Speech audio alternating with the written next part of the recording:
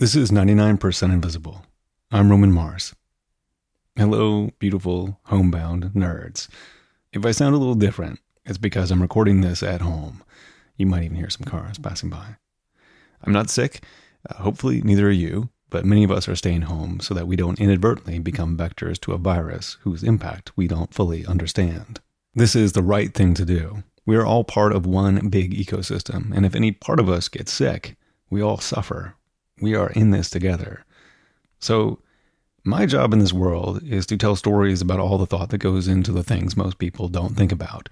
And since many of us are stuck at home, maybe alone, maybe lonely, I thought we'd spend some time exploring this place we call home together. Just you and me. Sound good? If you answer back out loud, I won't think you're weird. I am starting in my bedroom. I'm sitting on a Casper mattress. This is not an ad. We eat our own dog food in the podcast business, so I have a Casper mattress, but I digress. As I look around, I see I have 5 windows in this room.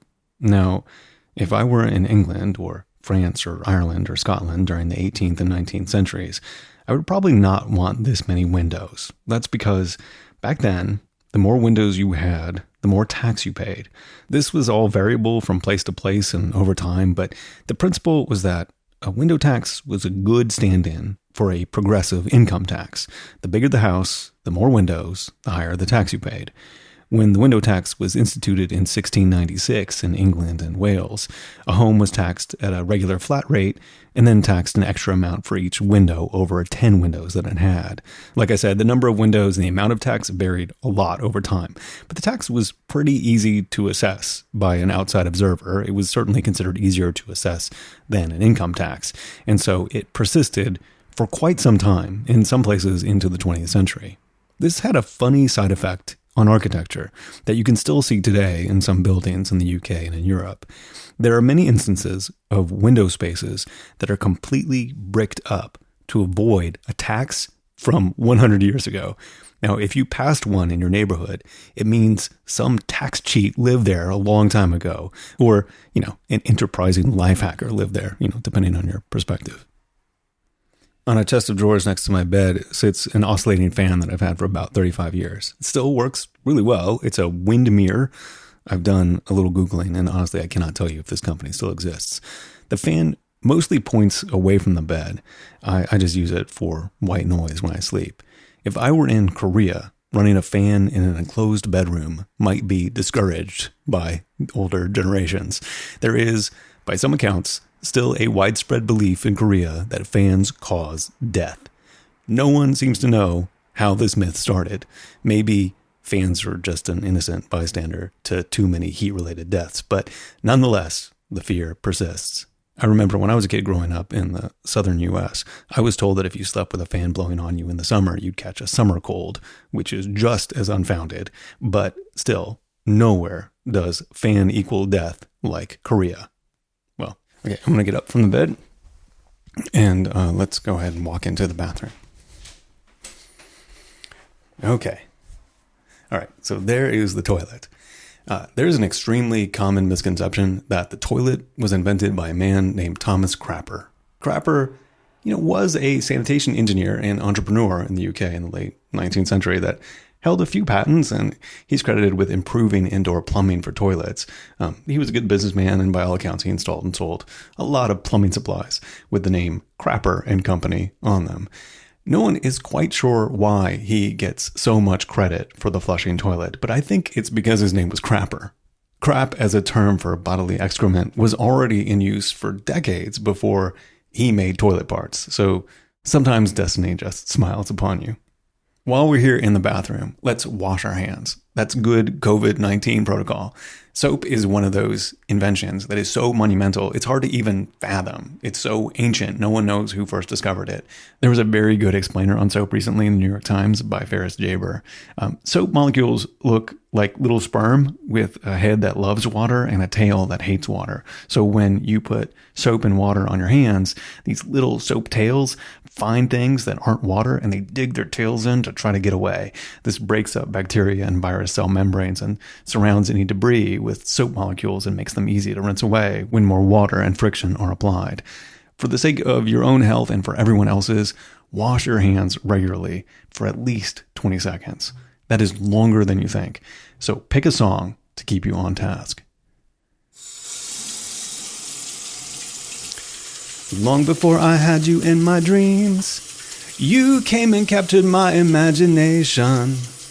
Though some things are never what they seem, I never have to worry 'cause I know you are. Better than a Venus de Milo in a G-string, better than the promise of a good one-night thing, better than a big book of Betty Page pictures, even if it comes with a year's subscription, better than a ticket to a Holyfield ringside, better than a daughter for a sultan for a bride, better than a cherry on a whipped cream sundae, better than a week that'll never have a Monday. Okay, that'll do. Okay, what's next? Let's walk down the stairs. And we are entering the hall. In his book, At Home, Bill Bryson wrote that no room has fallen further in history than the hall. I always remember that line. I've been to Stirling Castle in Scotland a few times, and I love it there, especially the Great Hall, which has been painted a shocking and delightful buttery yellow since its restoration in the 1990s. We did a story about it a few years ago. You should check it out. It seems impossible that a hall like the one in Stirling Castle and the hall in your house have a shared origin, but they do. The hall used to be everything. From the Middle Ages to about the 15th century, the hall was effectively the house, with a central hearth that people used to warm themselves and cook over. All activity took place there, awake and asleep. As soon as a second room was added to homes, the hall has been on a downhill slide. Now it is this dumb thing, a non-room room, whose primary function is to connect other rooms. So, pour one out for the hall. If I turn right, I enter the living room. I got TV, I got a bunch of article furniture. I have a all-in-one laser printer scanner copier in here. Printers are curious technology because they are amazing and everyone hates them. There are admittedly a lot of things to hate. The criminal price of ink is a big one, and paper jams are another. According to an article in the New Yorker called Why Paper Jams Persist, desktop printers will probably always have paper jams. The problem isn't really the printer, it's the paper. Paper is an organic substance that has different properties of thickness and texture depending on what kind of tree it came from and how it's processed. Commercial printers like the ones you see in the movies at newspapers where, someone gets to say, stop the presses. Well, they have these long stretches where the paper goes in a straight line and, gets ink put on it. But a desktop printer has to do everything in a tiny box. So the paper is pulled off the tray and makes a tight turn. It gets rolled onto an ink drum where the image gets put on. Then it gets heated to almost 800 degrees Fahrenheit to fuse the ink to the page. And if you're printing double-sided paper, it stops and turns and gets turned again. It gets rolled and heated and it gets spit out. It's like truly a marvel that it works at all. The first commercially available copier, the hulking Xerox 914, which everyone loved and made Xerox billions of dollars, caught fire so often that it shipped with a small fire extinguisher. So things could definitely be worse. Light bulbs. So we have a really good story that John Wellham wrote about the oldest continuously glowing light bulb that's been in a fire station in Livermore, California for over 100 years. I don't really remember the details, so you should just find the episode and listen. It's good. But I do remember this one light bulb joke. Okay. How many psychiatrists does it take to change a light bulb? 1. But the light bulb has to want to change. All right. You can tell that one to the kids. I'm going to walk into the kitchen. Oh, I have a good one here. This is good. Okay. I'm going to open up this drawer here that you might recognize the sound of. That is the silverware drawer.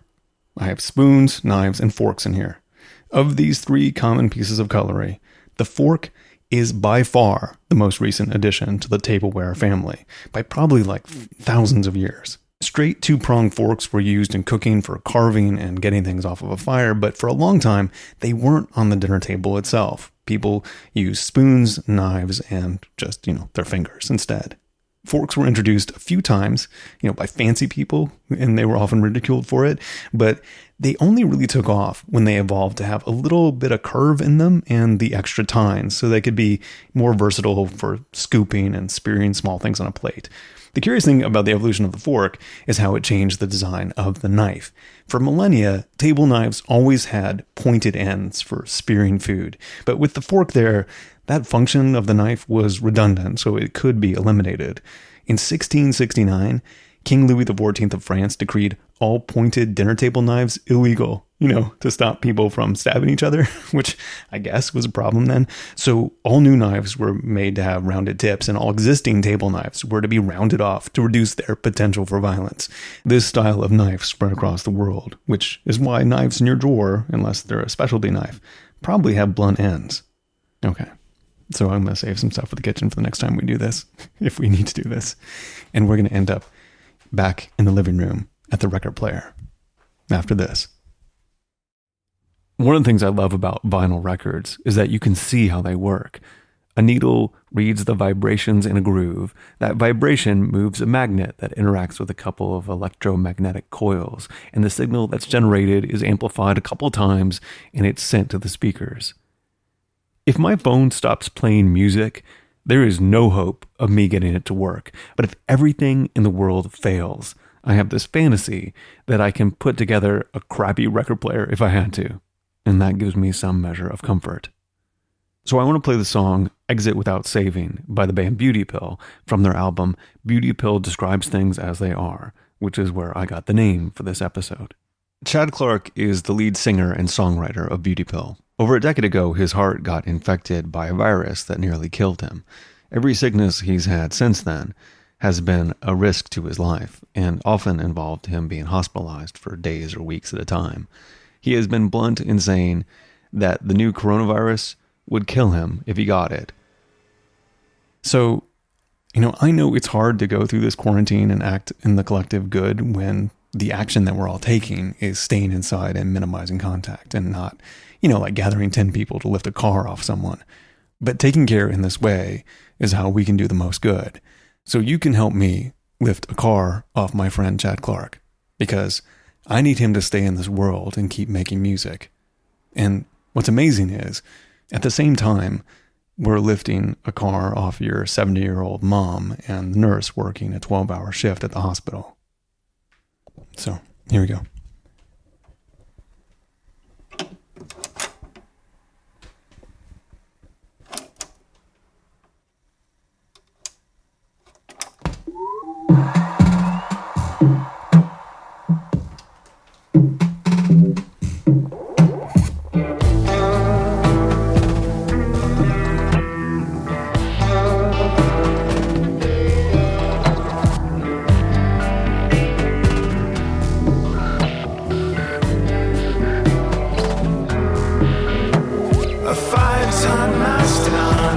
frozen mid-snarl in a 10-ton cube of ice. Says I don't know how I got in here, but if I get out, it ain't gonna happen twice. The devil is just two kids in a coat that come to you at night. We've established what you are, now we're just haggling over the price. Noise right, you recognize that this is noise right. You recognize that this is noise right. You recognize that this is noise right. You still want it, noise right. You recognize that this is noise right. You recognize that this is noise right.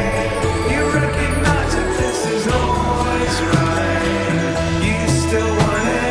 Caught in mid-drop in a bottomless war, a hybrid of scream and yawn. Whatever always happens here will always happen after you're gone. The care and fear of a lost cause can really sap you of your precious noise right. You recognize that this is noise right. You recognize that this is noise right. You recognize that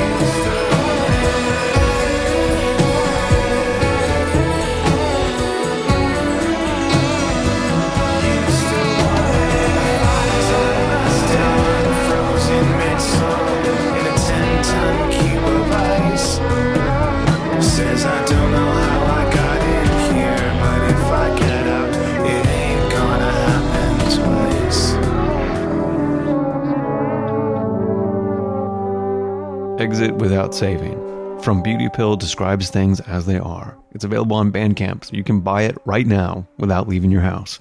I think it's a masterpiece, but don't just take my word for it. Time magazine named it one of the best albums of the decade in amongst Beyonce and Kendrick Lamar, which is pretty amazing. But I also recommend that you use this time to support any artist that you enjoy with your attention and, if you can do it, your financial support. It might be rough for a while for many of them.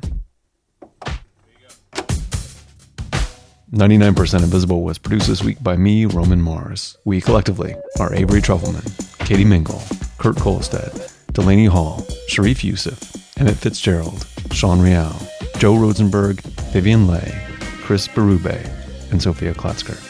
Special thanks to our supporters, Topher McCulloch, Steve Midgley.